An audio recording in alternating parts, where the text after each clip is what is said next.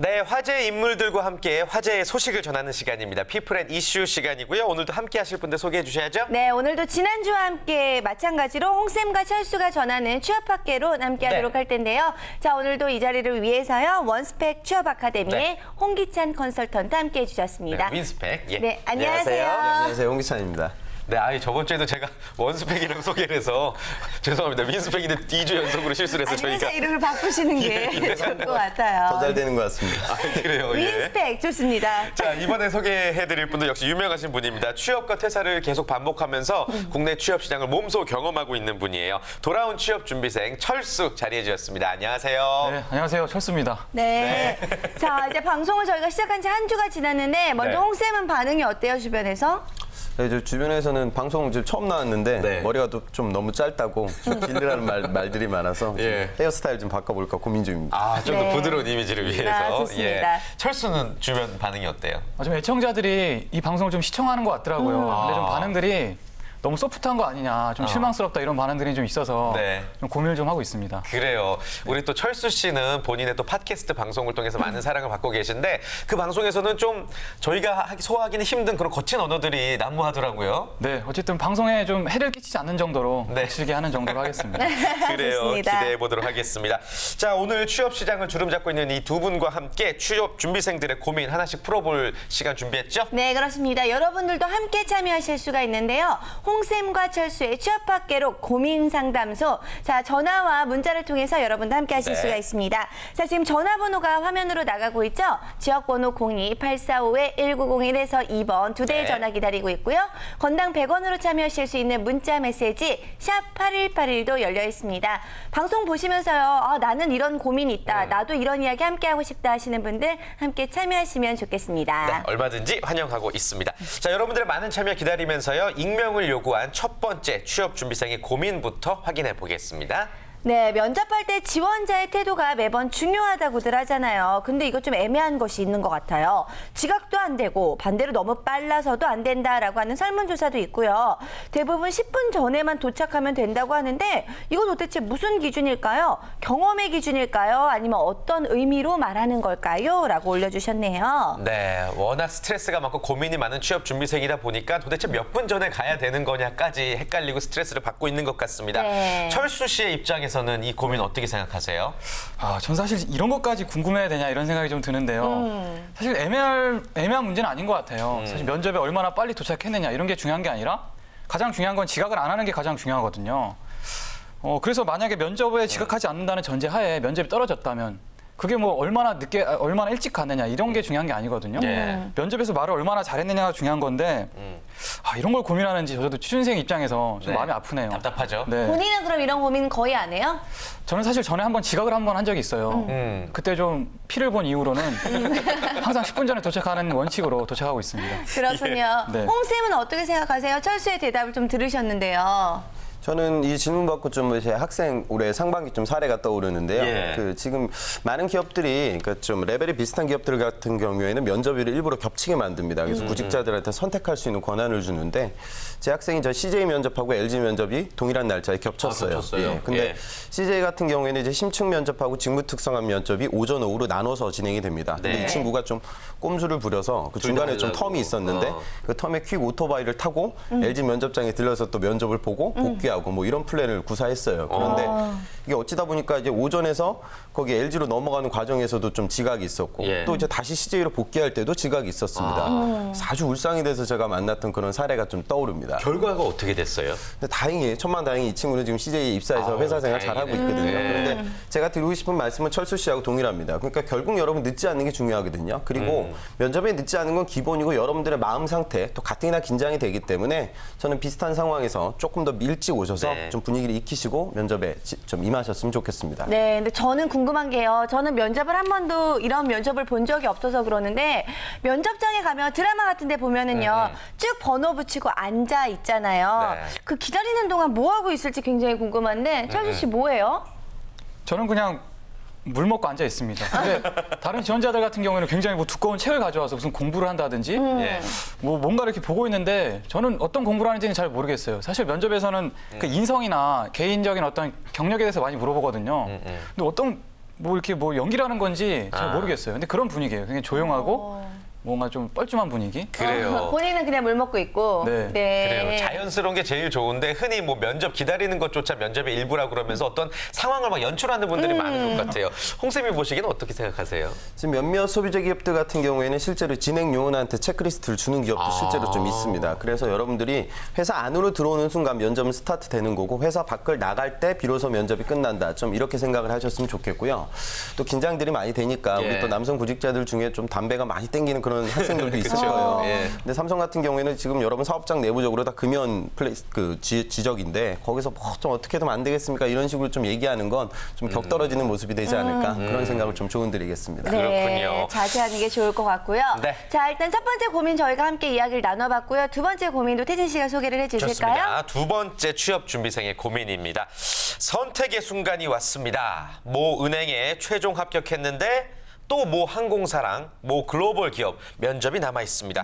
글로벌 기업 면접은 심지어 최종입니다. 와. 근데 제 성격상 글로벌 기업이나 항공사 쪽이 맞을 것 같은데 지금 저는 어떻게 하면 좋을까요? 이렇게 고민을 주셨네요. 네, 예. 사실 이분 입장에서는 큰 고민이기 때문에 저희에게 고민을 주셨겠지만 다른 취준생들 입장에서 봤을 때는 굉장히 배 아플 수 있는 얄밉기도 그런 하고. 그렇죠 그런 일이거든요. 네. 일단 홍쌤 이분 어떻게 하면 좋을까요? 예. 우선 제가 좀 드리고 싶은 말씀은 제가 예전에 삼성에 입사할 때도 입사 그 연수원 시절 연수원 입과 후 바로 이틀 만에 삼성을 떠나서 뭐 공기업이나 이렇게 금융 쪽으로 빠졌던 구직자들도 있습니다. 정식 출근도 안 하고. 예, 맞습니다. 예. 그러니까 이 바닥은 어차피 여러분들한테 좋은 포지션을 잡아나가는 일련의 과정이거든요. 그래서 저는 좀 구직자들에게 그런 말씀을 드리고 싶습니다. 여러분들이 취업하려는 이유는 저는 이제 항상 그 얘기를 하는데 두 가지일 것 같아요. 첫 번째는 여러분들의 지위 향상이고요. 두 예. 번째는 여러분들의 지속 성장입니다. 그래서 이 두 가지 관점을 좀 면밀히 분석해서 본인의 최종 포지션을 잡으셨으면 좋겠습니다. 지위 향상과 지속 성장 조금 더 자세한 설명 부탁드려도 될까요? 그 구직자들이 우리가 취업하려는 이유 중에 뭐 여러 가지가 있겠죠. 회사 브랜드 타이틀도 중요할 수밖에 네. 없고요. 연봉, 복지, 처우 뭐 이런 것도 중요할 겁니다. 이게 전반적으로 우리 사회에서 여러분들이 갖게 되는 타이틀 포지션이 될 텐데 저는 지금 당장 여러분들이 받게 되는 그런 타이틀이나 연봉보다는 네. 이제 여러분 평생 직장의 개념은 깨졌거든요. 여러분들은 아마 이직도 경험하게 되실 것이고 계속적으로 경쟁을 진행하셔야 됩니다. 그래서 장기적인 플랜 하에서 나한테 가장 맞는 포지션을 찾아 나가는 그 과정에 조금 더 좀 몰입하셨으면 좋겠습니다. 네, 좋습니다. 일단 홍쌤이 시원하게 이야기를 해주셨는데 네. 철수는 어떻게 생각해요? 이분의 고민에 대해서? 사실 굉장히 고민이 될 것 같아요. 사실 저도 처음 취업할 때 둘 중에 한 기업을 선택한 경우에 있거든요. 소위 말하는 행복한 고민인데요. 근데 저라면은 은행의 최종 합격이라도 이분 같은 경우에 성향이 글로벌 기업에 더 맞다고 하니까 글로벌 기업 최종 면접을 좀 노려볼 것 같아요. 아하. 사실 중요한 게 취업 자체보다도 어디에 취업하느냐가 더 중요하다고 생각하거든요. 예. 최근에 뭐 어떤 기관에서 발표한 게 1년 이내 신입 직원 퇴사율이 30%가 넘는다고 하더라고요. 1년 이내. 철수 씨도 네. 그중에 포함이 돼 있잖아요. 네, 그러니까 이 지금 고민 상담하시는 분이 저 같은 전철을 밟을까봐 조금 더 신중했으면 좋겠다는 생각이 있어요. 아. 근데 아무튼 되게 부럽네요. 저는 지금 뭐 면접 가지도 못하는데 두 개나 붙으셨다는 게. 그래요. 만약에 좀 철수 씨가 여러 군데 합격했다면 좀 땡기는 쪽은 어디 쪽이에요? 저는 조금 이렇게 기업 문화가 예. 좀 군대 뭐 이런 경직대 문화보다도 좀 열려 있고 조금 더 이렇게 개인이 좀 창의력을 발휘할 수 있는 문화가 좀 좋은 회사라고 생각하기 때문에 그런 데를 택할 것 같아요. 요즘 어떤 회사가 많이 눈에 들어오나요? 제가 이 방송에서도 항상 말씀드리는데 네. 좀 대학내일이라는 회사가 있어요. 대학내일이라고. 대학 그 신문 나오는 회사 맞죠? 내일신문 네. 산하에 이제 대학생을 위한 잡지를 발간하는 회사인데 네. 제가 거기를 한 3번을 떨어졌거든요. 예. 이번에 또 채용 공고가 난다고 하더라고요. 예. 제가 4번째 도전 한번 해보겠습니다. 그 회사에서 철수 씨 못 보게 채용 공고 내려고 노력하는 거 아닐까요? 제가 또 관계자를 통해서 들었기 때문에 네. 기대해 주십시오.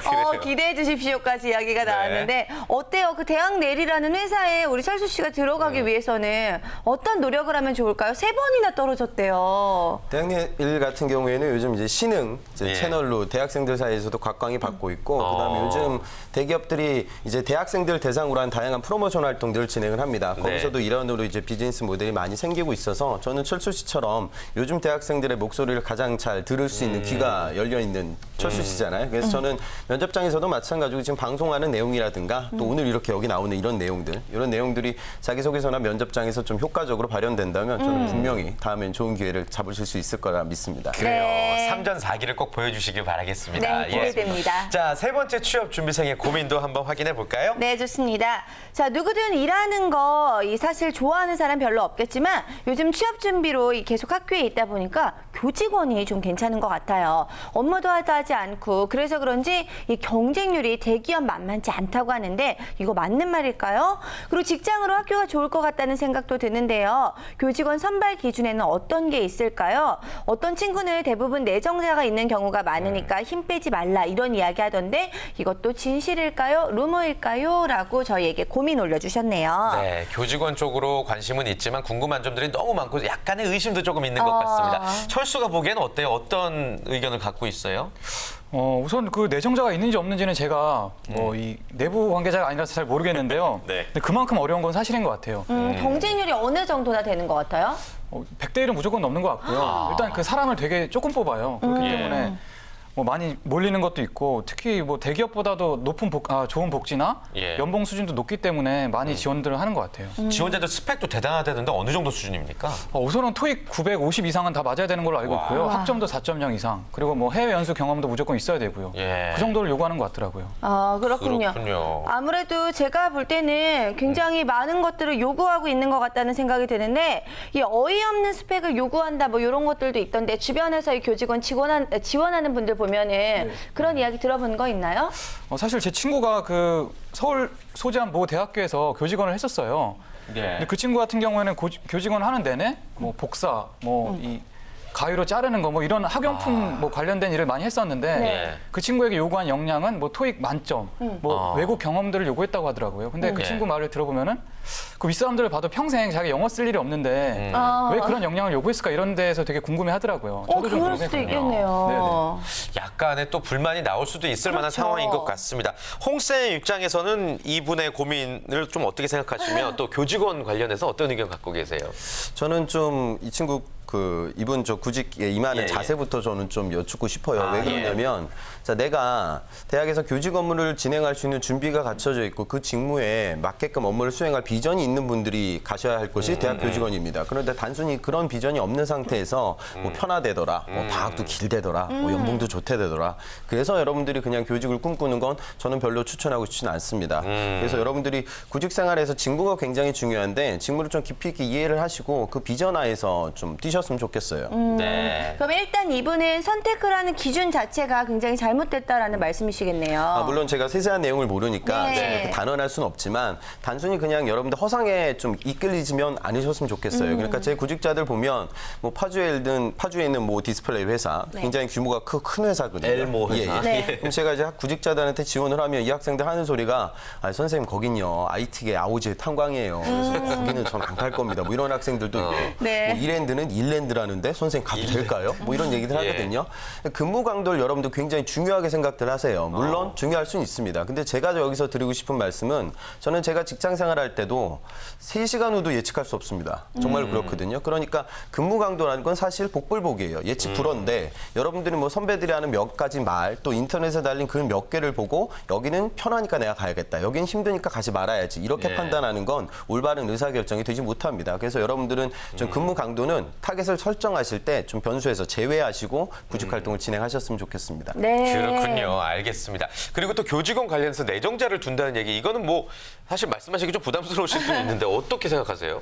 뭐 내정자가 있을 수도 있고 없을 수도 있겠죠. 예, 예. 그다음에 내정자가 있다 한들 구직자 입장에서 할 수 있는 액션은 아무것도 없습니다. 그쵸. 다시 말해 우리가 제어할 수 있는 영역이 아니니까요. 저는 그런 고민할 때 자기소개서 한 통 더 쓰는데도 노력하셨으면 좋겠습니다. 근데 사실 좋습니다. 저희 예. 방송국에서 사람 뽑을 때도 분명히 그런 얘기 굉장히 많이 나와요. 네. 어디는 내정자가 있다더라 없다더라 하는데 사실 되는 사람은 또 다 되거든요. 예. 열심히 다른 생각하지 말고 준비하시는 게 가장 중요할 것 같습니다. 맞습니다. 그리고 또 네. 대학들 교직원으로서 채용하는 곳 중에 좀 학생들에게 인기가 많은 직장, 참 좋은 직장으로 알려진 곳들이 있다면 어떤 곳들 얘기해주고 싶으세요? 저는 결국 이제 대학이 될 텐데요. 얼마 전에 정부에서도 발표가 났는데 이제는 이제 대학 정원이 점점 축소되고 있습니다. 예. 그래서 구조조정이 이루어질 것이고요. 그래서 여러분들이 뭐 예를 들어 사학이라고 하면 지금 현재 사학의 발전 가능성과 미래 성장 가능성을 나름대로 예측을 하고 지금 현재 포지션보다는 지금 순위보다는 향후 그 사학 재단이 어떤 식으로 좀 업무를 진행 진행해 나아갈지 이거에 대한 예측을 하고 좀 여러분 선택을 하셨으면 좋겠습니다. 네, 좋습니다. 자, 그렇다면은 저희가 세 번째 고민까지 함께 네. 이야기를 나눠봤고요. 네 번째 고민도 확인해 보도록 할까요? 좋습니다. 제가 소개해드리겠습니다. 저는 원래 잘 웃는 스타일인데요. 그래서 얼굴도 웃는 상입니다. 그래서 그런지 면접 볼 때마다 저한테 매번 면접관들이 좋은 일 있으십니까? 라고 물어봅니다. 그런데 문제는요. 합격을 시켜주지 않아요. 특히나 저는 인사직을 희망하고 있는데 얼굴을 우울한 상으로 고칠 수도 없고 면접관들은 대체 어느 정도의 표정을 원하는 걸까요? 하며 굉장히 진지하게 고민을 털어놓으셨습니다. 고민을 해보니까 취준생들이 진짜 고민이 너무너무 많다는 생각도 드는데 예. 철수 씨, 웃는 얼굴 때문에 굉장히 고민이라는 이분의 고민 어떻게 보십니까? 저는 그 이 면접관분들보다 이분이 진짜 문제인 것 같아요. 진짜 이게 어떤 사소한 어떤 표정이나 뭐 이런 게 문제가 아니라고 생각이 들거든요. 특히 이 웃는 얼굴은 되게 큰 장점이잖아요. 그러니까 이런 거를 가지고 문제라고 생각한다는 게 이분의 문제인 것 같고 어떤 사소하게 어떤 자기 웃는 표정이나 이런 걸로 문제를 돌리지 말고 네. 자기 어떤 면접 준비 과정이나 어떤 자기 어떤 말하는 방식 이런 거를 조금 더 고민했으면 좋겠어요. 그렇군요. 그러니까 이분이 떨어지는 거는 웃어서 떨어지는 게 아니다라는 말씀이시죠? 근데 제 생각은 그래요. 예, 예. 뭐 주변 친구 중에 비슷한 경우가 있습니까? 이거 비슷한 경우는 아닌데요. 네. 이런 사소한 걸로 좀 문제를 돌린 친구가 있었어요. 예. 근데 그 친구 같은 경우는 학벌도 되게 좋고 소위 말하는 스펙도 남들이 불하는 스펙이 있었거든요. 근데 계속 면접에서 떨어지는 거예요. 그러더니 결국 그 친구가 자기 문제는 자기 고향이다라고 말을 하더라고요. 어머. 사투리 쓰나요? 사투리는 아닌데 그 출신이 서울이 아니었어요. 그래서 저는 좀 그때는 좀 답답했는데 뭐 아니나 다를까 바로 좋은데 취업해서 이제 좋은데 취업을 하더라고요. 네. 그거 보면서 진짜 뭐 문제는 다른 데 있다는 생각이 들었어요, 저도. 근데 사실 저도 이런 생각에 굉장히 동감을 하는 게 주변에 보면은요, 자기가 네. 잘못된 일에 대해서 다른 책임을 그러니까. 돌리시는 분들이 굉장히 많아요. 사실 네. 페인을 잘 분석하는 것도 나중에 성공의 또 지름길이 될 수 있을 맞아요. 것 같다는 생각도 드는데요. 이건 어디까지나 저의 생각이고 전문가이신 홍 쌤은 또 어떤 생각이 드시는지 궁금한데요. 우선 저는 대부분의 구직자들 입장에서는 오히려 반대 케이스가 훨씬 더 많습니다. 제가 이제 모의 면접을 보게 되면 한 80% 이상의 구직자들은 정말 놀랍도록 썩은 표정으로 면접을 봅니다. 정말로 그래요. 그러니까 왜 그러냐면 본인은 웃고 있다고 생각을 하는데 내가 긴장이 되니까 웃음 표정이 안 나오거든요. 네. 그다음에 특히 우리 남자 공대생들은 그건 무표정이 아니에요. 그건 성남 표정입니다. 그래서 당연히 여러분들 좀 밝은 표정으로 면접을 진행하셨으면 좋겠고요. 네. 좀 딱딱하게 표정이 굳는 분들한테 제가 좀 간단한 팁을 드리면 그 다대다 면접 같은 경우에 다른 친구들이 이제 대답을 할 때 간단하게만 좀 살짝 고개를 좀 끄덕여 보세요. 근데 여러분들이 썩은 표정으로 우리가 고개를 끄덕이기가 굉장히 어렵습니다. 그래서 자연스럽게 표정이 좀 펴지는 걸 느끼게 되실 거고요. 네. 좀 과도하게 좀 웃는 분들은 그건 과도한 게 아니라 어색한 웃음이 될 거예요. 꾸며진 웃음이 되니까 거울을 보면서 좀 여러분들 편안하게 그러니까 그런 고민을 좀 아예 배제하셨으면 좋겠어요. 그럼 본연의 모습이 면접장에서 표출이 될 겁니다. 어때요? 홍 쌤도 이제 면접장에 많이 들어가 보셨을 텐데 이렇게 굉장히 이 표정 때문에 보시면서 좀 당황스러웠던 적도 있으셨나요?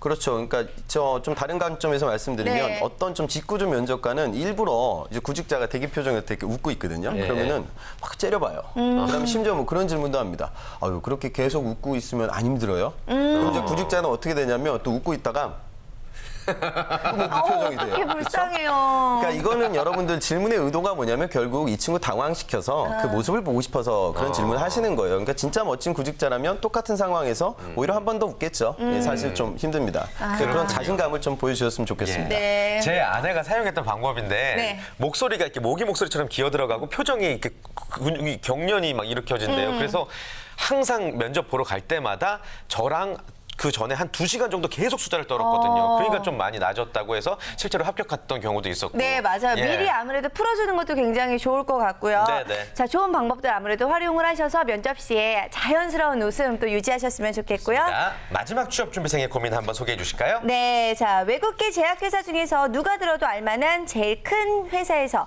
면접 볼 기회가 생겼습니다. 자, 근데요, 저는 지금 회사를 다니고 있긴 하거든요. 심지어 제약회사 영업 쪽이고요. 제가 지금 하는 일은 상품 개발, 제휴 쪽 그런 쪽인데요. 아무튼 제가 주변에서 이런 얘기를 해보니까 제약 영업은 보통 일이 아니다 이런 이야기도 하고요. 5년은 암흑기고 10년 암흑기다 뭐 이런 이야기까지 나온다고 하는데 이거 무슨 얘기인가요? 어떻게 해야 될까요? 라고 그래요. 올려주셨네요. 사실 뭐 건물 짓기도 전에 지금 무너질 것을 걱정하고 있는 상황이 아닌가 싶기도 한데 네. 제약 영업이 실제로 어려워요? 많이 힘든가요?